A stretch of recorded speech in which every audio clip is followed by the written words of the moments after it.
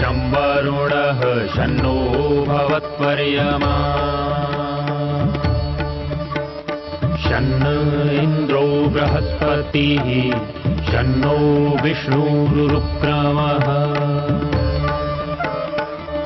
ॐ शान्ति शान्ति शान्तिः।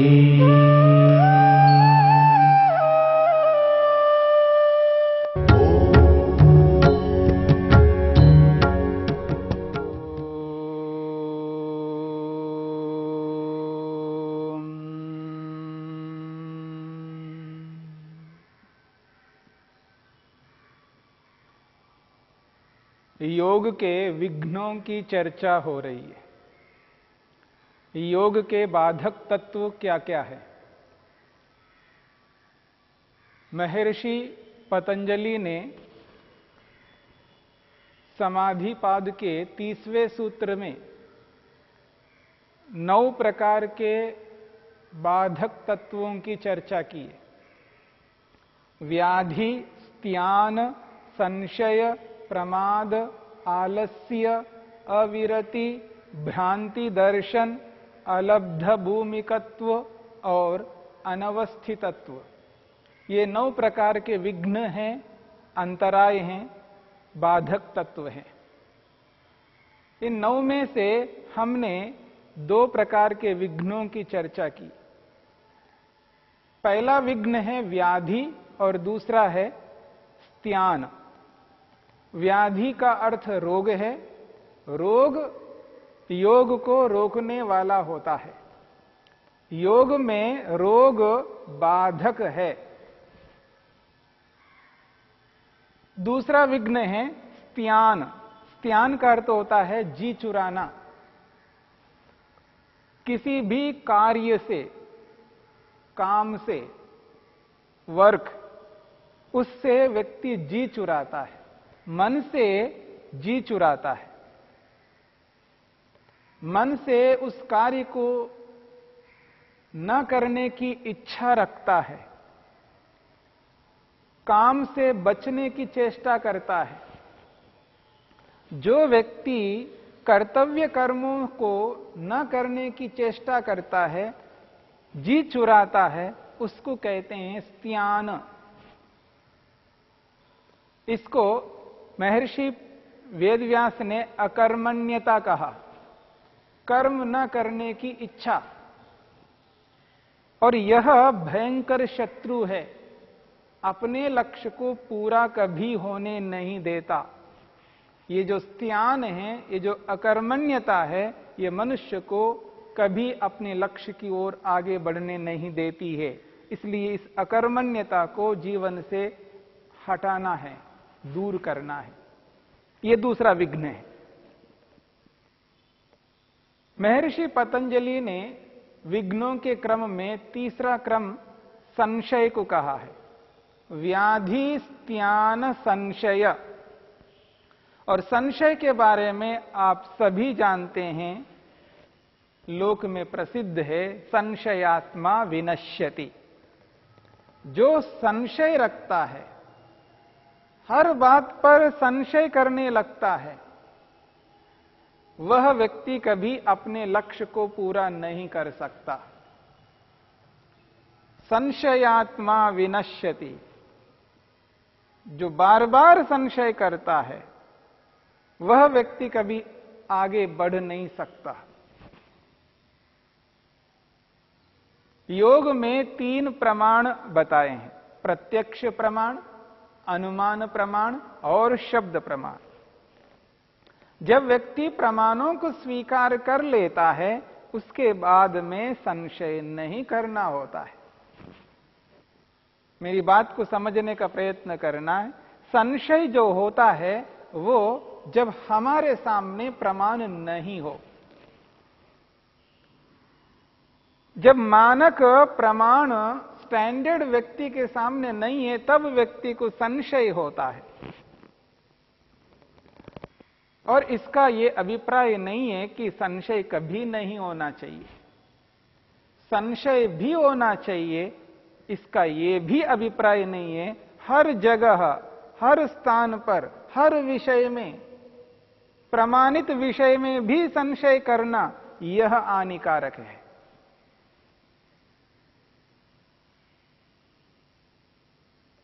देखिए, बहुत सारी ऐसी बातें होती हैं जो हमें स्वीकार करना पड़ता है, उसके बिना व्यवहार नहीं चल सकता। हर विषय में हम संशय नहीं कर सकते। हमें मार्केट जाना है, बाजार जाना है, किसी ने कहा मार्केट बंद है, तो हमें स्वीकार करना होगा। हर बात पर संशय नहीं कर सकते। और सामने वाला व्यक्ति उचित कह रहा है, वैसे ही नहीं कह रहा है कि मार्केट बंद है, किसी कारण से मार्केट बंद है, दंगे हो गए हैं या हड़ताल हो गया, या कोई कारण है कि हमें पता नहीं है, हमने समाचार नहीं सुना, समाचार नहीं पढ़ा, हमें बोध नहीं है। अनेक बार ऐसा हो जाता है और किसी ने कह दिया है कि मार्केट बंद है, बाजार बंद है, तो स्वीकार करो, वहां संशय मत करो।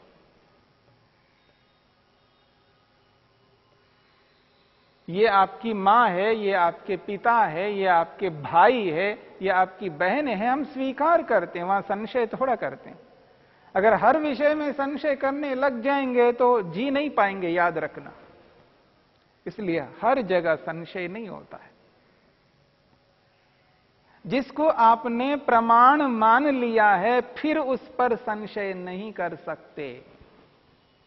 विज्ञान को पढ़ने वाला विद्यार्थी जिस विज्ञान को पढ़ रहा है, पढ़ने से पहले वो संशय कर ले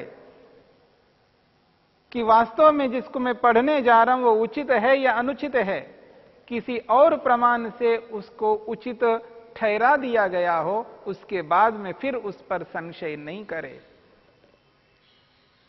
यदि आइंस्टाइन के सिद्धांत को, न्यूटन के सिद्धांत को, और बहुत सारे वैज्ञानिक हुए हैं, उनके सिद्धांतों को हमने स्वीकार किया है और स्वीकार करके उस विज्ञान के आधार पर आगे बढ़ रहे हैं, फिर बात बात पर उस पर संशय मत करो। यदि संशय किया तो आगे बढ़ नहीं सकते।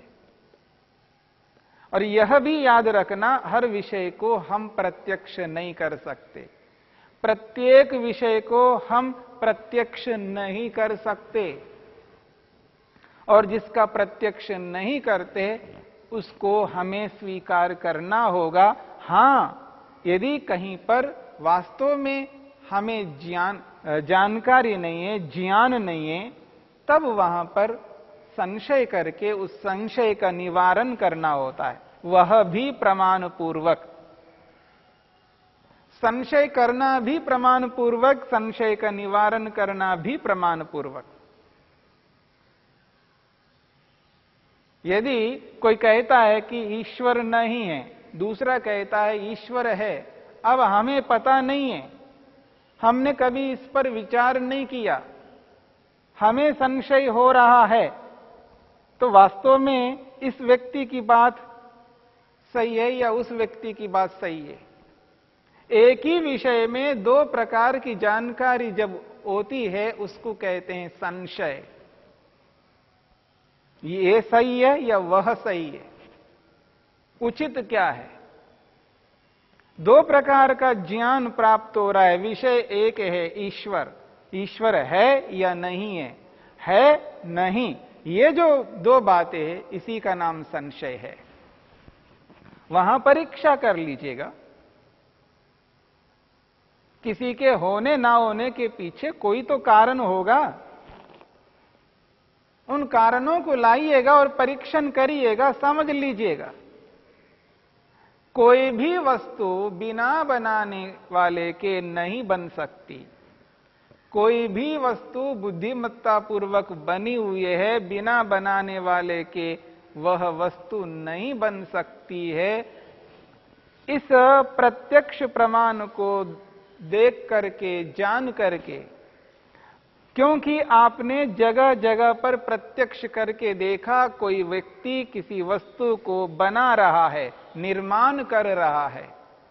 कोई व्यक्ति मकान का निर्माण कर रहा है, कोई व्यक्ति घड़े का निर्माण कर रहा है, कोई व्यक्ति वस्त्र कपड़े का निर्माण कर रहा है, अलग अलग निर्माण हो रहे हैं। उन निर्माणों को हमने प्रत्यक्ष देखा है तो हमें ये पता लगता है कि कोई वस्तु बुद्धिमत्ता पूर्वक बन रही है तो उसको बनाने वाला कोई ना कोई होता है। इसके आधार पर बहुत सारी वस्तुएं हैं जिनको बनाते हुए हमने नहीं देखा, फिर भी हम स्वीकार करते हैं क्योंकि वहां पर अनुमान है। किसी एक प्रत्यक्ष वस्तु को देख करके किसी अप्रत्यक्ष वस्तु को भी उस जैसी वस्तु को हम जान लेते हैं, उसके आधार पर हम उस वस्तु को जान लेते हैं, ये प्रमाण है। और जहां कहीं पर ऐसा संशय हो जाता है, उस संशय का होना उचित है और उस संशय का निवारण हमें प्रमाण के माध्यम से करना है। अब कोई कहता है ईश्वर है तो उसके पीछे प्रमाण क्या है? वो ये कहता है संसार को बनाया गया है, ये बनी हुई वस्तु है, इसका निर्माण हुआ है, क्योंकि जो वस्तु बिगड़ती है तो वो बनती है और जो बनती है वही वस्तु बिगड़ती है। इस संसार में टूट फूट हो रहे हैं, टूटना फूटना हो रहा है। भूमि को खोद ले, खोद सकते हैं, भूमि को छेद कर सकते हो, इसका मतलब यह वस्तु बनी हुई है। जो वस्तु बनी हुई है वो टूटेगी, जो भी वस्तु बनती है वो टूटेगी, बिगड़ेगी। इस आधार पर आप ये समझ सकते हैं ये संसार बना हुआ है, और बना है वो भी बुद्धिमत्ता पूर्वक बना हुआ है, और इसको बुद्धिमत्ता पूर्वक बनाने वाला कोई ना कोई है। कौन है मेरे को पता नहीं है, पर है कोई ना कोई, और वो जो भी है वो मनुष्य नहीं हो सकता, कोई ऐसा होगा जो हमें दिखाई नहीं दे रहा है, क्योंकि संसार बहुत व्यापक है, बहुत बड़ा है। इतने बड़े संसार को जिस बुद्धिमत्ता पूर्वक उसने बनाया है, जिस किसी ने, उसी को आप ईश्वर कहिए, भगवान कहिए, सृष्टिकर्ता कहिए, आप सर्वज्ञ कहिए, सर्वव्यापक कहिए, कोई भी नाम रखिए, कोई आपत्ति नहीं, पर है कोई ना कोई। एक नियम है, इस नियम के आधार पर हमने किसी पदार्थ को समझने का प्रयास किया है, प्रमाण पूर्वक समझने का प्रयास किया है। प्रमाणों से किसी वस्तु की परीक्षा करके जब हम जानते हैं तो उस वस्तु को जानने से पहले उस वस्तु के बारे में संशय करना होता है, वास्तव में वो वस्तु है अथवा नहीं है, ये ऐसा है या नहीं है। पर ये जहां होता है वहीं पर करना है, जहां नहीं करना चाहिए वहां पर नहीं होना चाहिए। हर बात पर संशय नहीं करना चाहिए। मां ने कहा है भोजन बना लिया, अब यहां क्या संशय करना है, रोज बनाती है, आज भी बनाया। हर बात पर संशय नहीं किया जाता। और जिसको आपने स्वीकार किया है, मेरी बात को समझ लीजिएगा, आपने किसी को प्रामाणिक मान लिया है, उस पर बार बार संशय नहीं करना चाहिए।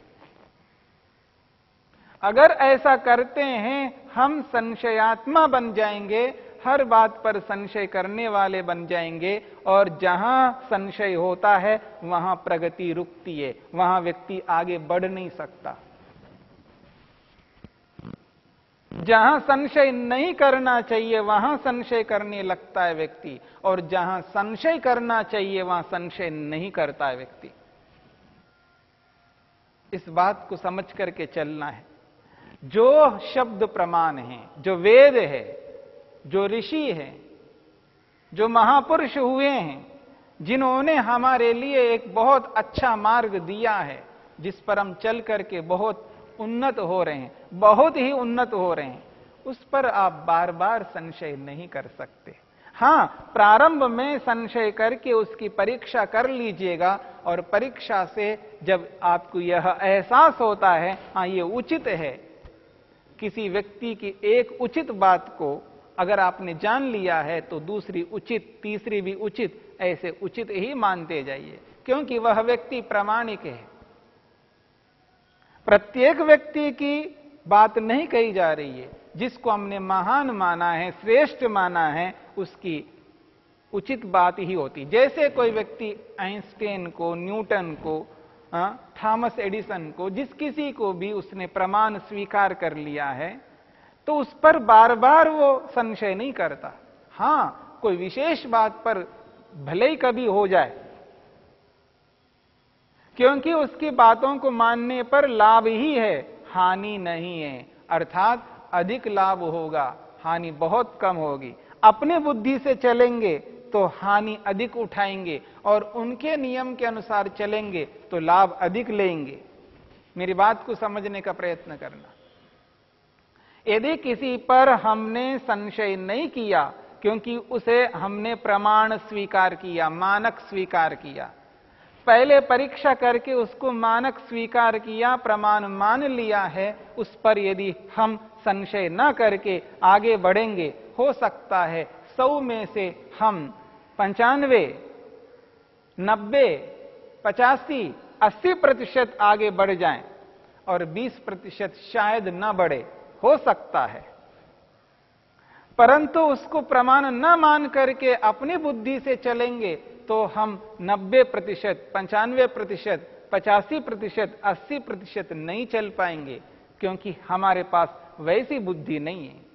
हम अपनी बुद्धि से चल करके हो सकता 10, 20%, 30%, 40%, 50% भी आगे बढ़ पाए, बहुत मुश्किल है। एक व्यक्ति अपनी बुद्धि से चल करके 50% आगे बढ़े और एक व्यक्ति किसी और को प्रमाण मान करके आगे बढ़े, तो उसको मानने पर वो 80, 85% आगे बढ़ता हो, और खुद को प्रमाण मान करके चले तो 50% आगे बढ़ता हो, तो किसकी बात को मान करके चलना चाहिए? जिसमें अधिक लाभ हो। बुद्धिमत्ता उसी में है जिसमें सर्वाधिक लाभ हो और हानि कम से कम हो। उसमें बुद्धिमत्ता नहीं है जिसमें अधिक हानि हो रही है और लाभ कम हो रहा हो। इसलिए प्रमाण को मान करके फिर उसके बाद में संशय नहीं करना चाहिए। इसलिए कहा जा रहा है, योगाभ्यासी व्यक्ति को, योग साधना करने वाले व्यक्ति को, परमेश्वर का दर्शन करने का लक्ष्य जिसने बनाया हो, उसको जब लक्ष्य बना करके जिन जिन को उसने प्रमाण माना है और उनको प्रमाण मान करके जब उसमें आगे बढ़ता है, उस स्थिति में व्यक्ति को संशय नहीं करना चाहिए। यदि वह व्यक्ति संशय करेगा तो आगे बढ़ नहीं सकता है। इसलिए यहां पर कहा जा रहा है, योग मार्ग में जिसको स्वीकार करके आगे बढ़ना है, वहां पर संशय नहीं करना चाहिए। संशय बाधक है, बहुत बड़ा विघ्न है, अंतराय है, योग में प्रगति होने नहीं देगा ये संशय। इसलिए संशय को बाधक स्वीकार किया है।